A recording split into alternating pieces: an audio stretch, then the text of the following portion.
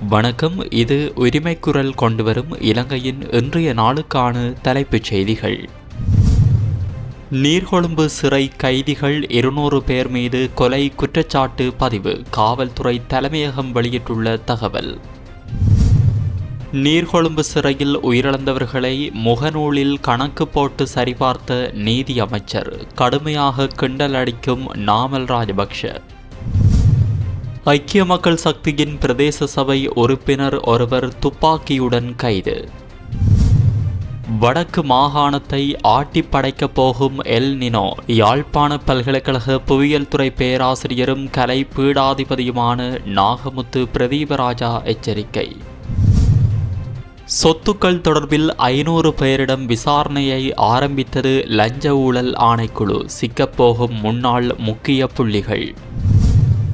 நீர்கொழும்பு சிறைச்சாலை சம்பவத்தின் பின்னணியில் எதிர்க்கட்சி, ஆளுங்கட்சி பரபரப்பு குற்றச்சாட்டு. பிரபல நகைக்கடையில் சூட்சுமமாக தங்க நகை திருடிய பெண் கைது. வியாபாரிகளுக்கு போலீசார் விடுத்துள்ள எச்சரிக்கை. மருத்துவராகி மக்களுக்கு சேவை செய்ய வேண்டிய யுவதி இன்று சிறையில் கம்பி எண்ணுகிறார். இணையத்தில் வைரலாகும் பெண் கைதியொருவரின் புகைப்படம். யார் இவர்? வெளியான முழு விவரம். பிரபல பின்னணி பாடகி எஸ் ஜானகி காலமானார். அவை எமது தலைப்புச் செய்திகள். இனி தொடர்வன விரிவான செய்திகள். நீர்கொழும்பு சிறையில் அண்மையில் இடம்பெற்ற வன்முறை சம்பவம் தொடர்பாக சுமார் 200 கைதிகளுக்கு எதிராக கொலை குற்றச்சாட்டுகள் பதிவு செய்யப்பட உள்ளதாக காவல்துறை தலைமையகம் தெரிவித்துள்ளது. கடந்த 5 மற்றும் 6ஆம் திகதிகளில் சிறைக்குள் ஏற்பட்ட மோதல்களில் ஒரு சிறை காவலர் உட்பட 8 அதிகாரிகள் உயிரிழந்தனர். இதனுடன் இந்த வன்முறை சம்பவத்தில் பலியானோரின் மொத்த எண்ணிக்கை 28ஆக உயர்ந்துள்ளதாகவும் மேலும் சுமார் 100க்கும் மேற்பட்டோர் காயமடைந்து சிகிச்சை பெற்று வருவதாகவும் தெரிவிக்கப்படுகிறது. குற்றப்புலனாய்வு திணைக்களம் மேற்கொண்ட விசாரணைகளின் அடிப்படையில் சுரேஷ் மற்றும் போருமூனா என அழைக்கப்படும் சந்தேக நபர்கள் உள்ளிட்ட 13 முக்கிய நபர்கள் இந்த தாக்குதலுக்கு தலைமை தாங்கியிருக்கலாம் என ஆரம்பகட்ட தகவல்கள் தெரிவிக்கின்றன. சம்பவத்தில் தொடர்புடையவர்களை உறுதிப்படுத்துவதற்காக சிறையின் கண்காணிப்பு கேமரா காட்சிகள் ஆய்வு செய்யப்பட்டு வருவதுடன் பல விசாரணை குழுக்கள் ஆதாரங்களை திரட்டும் பணியில் ஈடுபட்டுள்ளன. மேலும் கைதிகளின் கைகளுக்கு துப்பாக்கிகள் மற்றும் பிற ஆபத்தான ஆயுதங்கள் எவ்வாறு சென்றடைந்தன என்பது குறித்து விசாரணைகள் தீவிரப்படுத்தப்பட்டுள்ளன. இதனுடன் நீர்கொழும்பு சிறையின் ஆயுத கிடங்கின் பாதுகாப்பு நடவடிக்கைகள் தொடர்பாகவும் தனி விசாரணை ஆரம்பிக்கப்பட்டுள்ளதாகவும் குற்றப்பிரிவு பொறுப்பாளர் வந்தன கொடிதுவக்கு தெரிவித்துள்ளார். அதேவேளை கடல் மார்க்கமாக நாட்டிற்குள் கடத்தி வரப்பட்டதாக கூறப்படும் 10,804 துப்பாக்கிகள் அண்மையில் பாதுகாப்பு படையினரால் கைப்பற்றப்பட்டுள்ளதாகவும் அவர் குறிப்பிட்டுள்ளார். தற்போது நாட்டில் உள்ள 16 சிறைகளிலும் ஒழுங்கமைக்கப்பட்ட குற்றச் செயல்களுடன் தொடர்புடைய கைதிகள் தடுத்து வைக்கப்பட்டுள்ள நிலையில் இந்த சம்பவத்தை தொடர்ந்து சிறைச்சாலைகளின் பாதுகாப்பை மேலும் வலுப்படுத்த நீதி அமைச்சும் சிறைச்சாலை திணைக்களமும் இணைந்து நடவடிக்கைகளை மேற்கொண்டு வருவதாக தெரிவிக்கப்படுகிறது. நீர்கொழும்பு சிறைச்சாலையில் ஏற்பட்ட மோதலில் உயிரிழந்தவர்களின் எண்ணிக்கையை உறுதிப்படுத்துவதற்காக நீதி அமைச்சர் முகநூலை சரிபார்த்ததாக ஸ்ரீலங்கா பொதுஜன பெரமுனவின் தேசிய அமைப்பாளரும் நாடாளுமன்ற உறுப்பினருமான நாமல் ராஜபக்ச குற்றஞ்சாட்டியுள்ளார். கோட்டை பகுதியில் நடைபெற்ற பொதுக்கூட்டம் ஒன்றில் உரையாற்றிய அவர் 5 மணி நேரமாக முகநூலை பார்க்க முடியாததால் உயிரிழந்தவர்களின் சரியான எண்ணிக்கை தெரியவில்லை என நீதி அமைச்சர் தெரிவித்ததாக கூறினார். இதேவேளை மேலும் தற்போது தங்களது கூட்டங்களில் தங்களுக்கு வாக்களித்தவர்களும் வாக்களிக்காதவர்களும் பெருமளவில் பங்கேற்பதாக நாமல் ராஜபக்ஷ தெரிவித்துள்ளார். நாட்டிற்காக பணியாற்றிய அரசியல் சக்தியாக மக்கள் மீண்டும் தங்கள் மீது நம்பிக்கை வைத்து வருவதாகவும் தாங்கள் கூறுவதை செயல்படுத்தும் திறன் கொண்ட அரசியல் இயக்கம் என்றும் அவர் குறிப்பிட்டுள்ளார். அத்துடன் தற்போதைய அரசாங்கம் பல வாக்குறுதிகளை வழங்கி ஆட்சிக்கு வந்ததாகவும் அவற்றை நிறைவேற்ற தவறியதால் புதிய பொய்களால் பழைய வாக்குறுதிகளை மறைக்க முயற்சிப்பதாகவும் அவர் விமர்சித்தார். இளைஞர்கள் மற்றும் முதியவர்களுக்கு அரசாங்கம் வழங்கிய நம்பிக்கைகள் சிதைந்து விட்டதாகவும் நாமல் ராஜபக்ஷ தனது உரையில் தெரிவித்துள்ளமையும் குறிப்பிடத்தக்கது. ஐக்கிய மக்கள் சக்தியை பிரதிநிதித்துவப்படுத்தும் அம்பலாங்குடை பிரதேச சபை உறுப்பினர் ஒருவர் காலி மாவட்ட குற்ற தடுப்பு பிரிவினரால் ரிப்பீட்டர் ரக துப்பாக்கியொன்றை சட்டவிரோதமான முறையில் வைத்திருந்த குற்றச்சாட்டின் பெயரில் கைது செய்யப்பட்டுள்ளார். இதேவேளை குறித்த துப்பாக்கி அவருக்கு எவ்வாறு கிடைத்தது என்பது தொடர்பில் விசாரணைகள் ஆரம்பிக்கப்பட்டுள்ளன. மேலும் இது ஏதேனும் குற்றச் செயல்களுக்காக பயன்படுத்தப்பட்டுள்ளதா என்பது குறித்தும் விசாரணை நடத்தி வருவதாக காலி மாவட்ட குற்ற தடுப்பு பிரிவு தெரிவித்துள்ளமை குறிப்பிடத்தக்கது. இது தொடர்பான மேலதிக விசாரணைகள் தென் மாகாணத்திற்கு பொறுப்பான சிரேஷ்ட பிரதி போலீஸ் மா அதிபர் கித்ரி ஜெயலத் மற்றும் காலி மாவட்ட குற்ற தடுப்பு பிரிவின் பணிப்பாளர் உதவி போலீஸ் அத்தியட்சகர் நாமல் பெரேரா ஆகியோரின் வழிகாட்டலில் மேற்கொள்ளப்பட்டு வருகின்றமை குறிப்பிடத்தக்கது.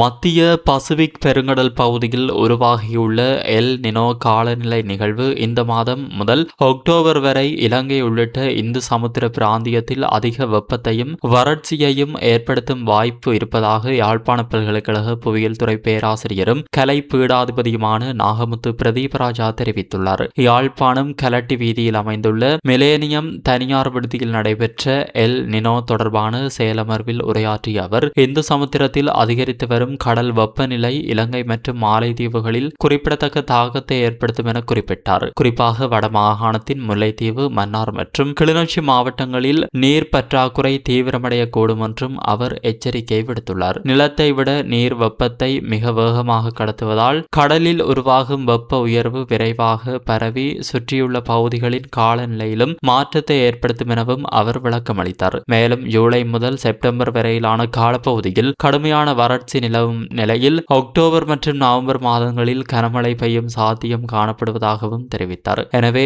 எதிர்வரும் மாதங்களில் நீரை சிக்கனமாக பயன்படுத்தி நீர் முகாமைத்துவத்தை முறையாக கடைபிடிப்பதன் மூலம் வெப்பம் மற்றும் நீர் பற்றாக்குறையின் தாக்கத்தை எதிர்கொள்ள பொதுமக்கள் முன்கூட்டியே தயாராக இருக்க வேண்டும் எனவும் அவர் வலியுறுத்தியுள்ளார். இலஞ்சம் அல்லது ஊழல் குற்றச்சாட்டுகளை விசாரிக்கும் ஆணைக்குழு நாடு முழுவதும் பல்வேறு பகுதிகளில் உள்ள 500க்கும் மேற்பட்டோரின் சொத்துக்கள் மற்றும் சொத்து அறிவிப்புகள் தொடர்பான விரிவான விசாரணைகளை ஆரம்பித்துள்ளது. கொழும்பை சேர்ந்த ஊடகம் ஒன்றுக்கு தகவல் வழங்கிய மூத்த அதிகாரி ஒருவரின் கூற்றுப்படி விசாரணைக்கு உட்படுத்தப்பட்டவர்களில் முன்னாள் அமைச்சர்கள், முன்னாள் நாடாளுமன்ற உறுப்பினர்கள் உள்ளிட்ட சுமார் 60 அரசியல்வாதிகளும் ஏறத்தாழ 100 உயர்மட்ட அரசு அதிகாரிகளும் இடம்பெற்றுள்ளனர். ஆணைக்குழுவிற்கு கிடைத்த முறைப்பாடுகளை தொடர்ந்து இந்த நடவடிக்கை முன்னெடுக்கப்பட்டுள்ளதாகவும் ஒரே நேரத்தில் இவ்வளவு பெரிய எண்ணிக்கையிலான நபர்களின் சொத்துக்கள் குறித்து விசாரணை நடத்தப்படுவது இதுவே முதல் முறை எனவும் தெரிவிக்கப்பட்டுள்ளது. விசாரணைகளின் போது அதிகாரிகள் சமர்ப்பித்துள்ள சொத்து மற்றும் பொறுப்பு அறிவிப்புகள், வருமானம், கடன்கள் மற்றும் சொத்துக்களின் சட்டப்பூர்வ தன்மையும் ஆராயப்பட உள்ளதாக அந்த அதிகாரி குறிப்பிட்டுள்ளார். இதற்கிடையில் லஞ்ச ஒழிப்பு ஆணைக்குழுவிற்கு சொத்து மற்றும் பொறுப்பு அறிவிப்புகளை கட்டாயம் சமர்ப்பிக்க வேண்டிய தரப்புகளில் அண்மையில் பத்திரிகையாளர்கள் மற்றும் துறை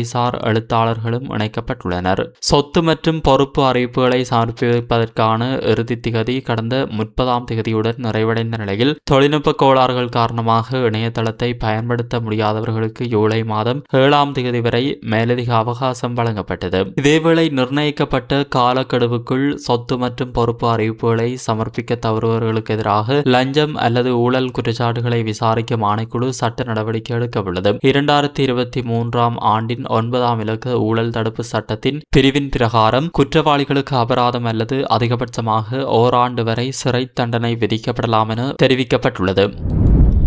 நீர்கொழும்பு சிறையில் அண்மையில் ஏற்பட்ட பதற்றமான சூழ்நிலை மற்றும் அதனைத் தொடர்ந்து அரசுக்கு எதிராக முன்வைக்கப்படும் குற்றச்சாட்டுகள் ஒன்றுடன் ஒன்று தொடர்புடையதாக தோன்றுவதாக ஆளுங்கட்சி நாடாளுமன்ற உறுப்பினர் சந்தன சூரியராட்சி தெரிவித்துள்ளார். ஊடகங்களுக்கு கருத்து வெளியிட்ட அவர், சில எதிர்க்கட்சி குழுக்கள் எந்தவித உறுதியான ஆதாரங்களும் இன்றி குற்றச்சாட்டுகளை முன்வைத்து நடைபெற்று வரும் விசாரணைகளின் திசையை மாற்ற முயற்சிப்பதாக குற்றம் சாட்டியுள்ளார். மேலும் சிறையில் உள்ள சில தரப்பினரும் அரசின் செயல்பாடுகளுக்கு இடையூறு ஏற்படுத்தும் நோக்கில் பல்வேறு நடவடிக்கைகளில் ஈடுபட்டு வருவதாகவும் அவர் குறிப்பிட்டுள்ளார். சிறைக்குள் உருவாகும் பதற்ற நிலையும் சிறைக்கு வெளியே சில எதிர்க்கட்சிகள் மேற்கொள்ளும் அரசுக்கு எதிரான பிரச்சாரங்களும் ஒன்றுக்கொன்று தொடர்புடையதாக முதல் கட்டத்திலேயே புரிந்து கொள்ள முடிகிறது என சந்தன சூரியராட்சி தெரிவித்துள்ளார். மட்டக்களப்பு மாவட்டத்தின் களுவாஞ்சிக்குடியில் அமைந்துள்ள பிரபல நகை கடையொன்றில் தங்க காப்பை சூட்சுமமாக திருடிச் சென்றதாக கூறப்படும் பெண்ணை களுவாஞ்சிக்குடி காவல்துறையினர் கைது செய்துள்ளனர். காவல்துறையினரின் தகவல்படி கடந்த ஜூன் மாதம் 4ஆம் தேதி நகை வாங்கும் நோக்கில் குறித்த கடைக்கு சென்ற பெண் அங்கிருந்த சுமார் 1.5 பவுன் எடையுடைய தங்க காப்பை யாருக்கும் சந்தேகம் வராத வகையில் எடுத்து சென்றதாக தெரிவிக்கப்படுகிறது. சம்பவம் தொடர்பாக நகை கடை உரிமையாளர் களுவாஞ்சிக்குடி காவல் நிலையத்தில் முறைப்பாடு செய்ததை தொடர்ந்து விசாரணைகள் முன்னெடுக்கப்பட்டன. விசாரணைகளின் போது கிடைத்த தகவல்களின் அடிப்படையில் வெள்ளிக்கிழமை களுவாஞ்சிக்குடி ஆதார வைத்தியசாலைக்கு முன்பாக சந்தேக நபர் கைது செய்யப்பட்டார். அவரிடமிருந்து திருடப்பட்டதாக கூறப்படும் தங்க காப்பும் காவல்துறையினரால் மீட்கப்பட்டதாக தெரிவிக்கப்படுகிறது. கைது செய்யப்பட்டவர் அம்பாறை மாவட்டத்தை சேர்ந்த 45 வயதுடைய பெண் என அடையாளம் காணப்பட்டுள்ளதுடன் அவரையும் மீட்கப்பட்ட தங்க நகையையும் நீதிமன்றத்தில் ஆஜர்படுத்த காவல்துறையினர் நடவடிக்கை எடுத்துள்ளனர். இதனிடையே அறிமுகமில்லாத நபர்களுடன் வணிக பரிவர்த்தனைகளில் ஈடுபடும் போது வியாபாரிகளும் பொதுமக்களும் அதிக எச்சரிக்கையுடன் செயல்பட வேண்டும் என களுவாஞ்சிக்குடி காவல் நிலைய பொறுப்பதிகாரி சுபாஷ் ஆரியரட்ன வலியுறுத்தியுள்ளார். நீர்கொழும்பு சிறைச்சாலையில் அண்மையில் இடம்பெற்ற போராட்டத்தின் போது கூரையின் மீது நின்றிருந்த இளம்பெண் கைதி ஒருவரின் புகைப்படம் சமூக ஊடகங்களில் பரவலாக பகிரப்பட்டதைத் தொடர்ந்து அவரது பின்னணி குறித்து பல தகவல்கள் வெளியாகி வருகின்றன. சகோதர மொழி ஊடகவியலாளர் நாலிந்த தனரஞ்சன் வெளியிட்ட தகவல்படி குறித்த பெண் பதுளை பகுதியை சேர்ந்தவர் என்றும் கல்வியிலும் விளையாட்டுத் துறையிலும் சிறந்து விளங்கிய மாணவியாக இருந்ததாகவும் தெரிவிக்கப்படுகிறது. உயர்தர பரீட்சையை முடித்த பின்னர் நெகம்போவில் உறவினர் இல்லத்தில் தங்கியிருந்த காலத்தில் சமூக ஊடகத்தின் ஊடாக அறிமுகமான நபருடன் நெருங்கிய தொடர்பு ஏற்பட்டதாக கூறப்படுகிறது. அந்த நபரின் வேண்டுகோளின் பெயரில் ஒரு பார்சலை எடுத்து செல்ல அவர் சம்மதித்ததாகவும் பின்னர் அந்த பார்சலில் சட்டவிரோத போதைப்பொருள் இருந்ததாக காவல்துறையினர் தெரிவித்ததை அடுத்து அவர் கைது செய்யப்பட்டதாகவும் தகவல்கள் வெளியாகியுள்ளன. எனினும் அந்த பொருளின் உள்ளடக்கம் குறித்து அவருக்கு முன்கூட்டியே தெரிந்திருந்ததா என்பது தொடர்பான விடயம் நீதிமன்ற விசாரணைகளின் மூலம் மட்டுமே உறுதிப்படுத்தப்பட வேண்டியுள்ளது.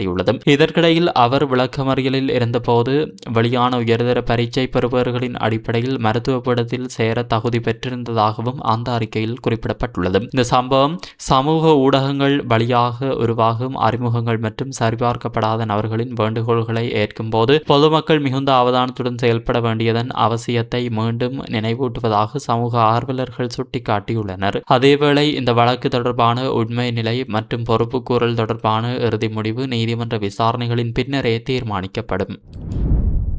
இந்தியாவின் தலை சிறந்த பின்னணி பாடகியான எஸ் ஞானகி அம்மா வயது மூப்பு காரணமாக இந்தியாவின் மைசூரில் நேற்றைய தினம் காலமானதாக அவரது உறவினர்கள் தெரிவித்துள்ளனர். 88 வயதான இவர் 40,000க்கும் மேற்பட்ட பாடல்களை பாடியுள்ளார். தனது காந்த குரலால் ரசிகர்களை வெகுவாக கவர்ந்தவர். தமிழ் சினிமாவின் MS விஸ்வநாதன், இளையராஜா, AR ரஹ்மான் உள்ளிட்ட பல்வேறு இசையமைப்பாளர்கள் இசையில் ஆயிரக்கணக்கான பாடல்களை பாடியுள்ளார். தமிழ், மலையாளம், தெலுங்கு, இந்தி உள்ளிட்ட ஏராளமான மொழிகளிலும் பாடியுள்ளார். 1992ஆம் ஆண்டில் இலங்கை சென்றிருந்த போது இவருக்கு ஞானகான சரஸ்வதி என்ற பட்டம் வழங்கப்பட்டது. இவர் 4 முறை தேசிய விருதுகள் பெற்றுள்ளார் என்பதும் குறிப்பிடத்தக்கது.